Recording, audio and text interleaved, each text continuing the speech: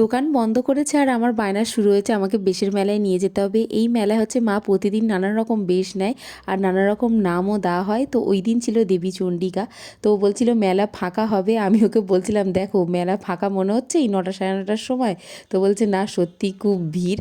যাই হোক ওই নানা রকম দোকানগুলো ঘুরে ঘুরে দেখছিলাম। মেলায় গিয়ে আমার কেনার পরিকল্পনা কিছুই থাকে না, কিন্তু দোকানগুলো ঘুরে ঘুরে দেখতে বেশ আমার ভালো লাগে। কার কার ভালো লাগে আমি জানি না, বাট আমার তো খুবই ভালো লাগে।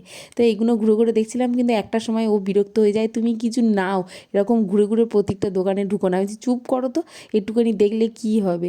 তারপরে এই সব রাইডসগুলো দেখছিলাম, বেশ কালারফুল আর দেখতেও বেশ ভালো লাগছিলো, তাই ভাবলাম একটা ভিডিও করে নিই। তো এইটা কি বলে আমি ঠিক জানি না, বেশ এটা দেখতেও আমার খুব ভালো লাগছিলো। তারপরে গরম লাগছিলো বলে একটা আইসক্রিম খেয়েছি। ও বলে আমি এইটা খাবো না, তুমি খাও।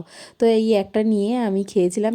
হ্যাঁ, একটা দোকানে গিয়ে স্ট্র কিরিং এইটা কিনেছিলাম, কিছু কিনিনি বলতে এই দুটো কিনেছিলাম। আর ও বলে আমি একটু চাউমিন খাবো, তো চাউমিন খেয়েছিল। তারপরে খুব গরমের জন্য লস্যি খেয়ে বাড়ি চলে এসেছিলাম। আজ ভিডিওটা এই পর্যন্ত।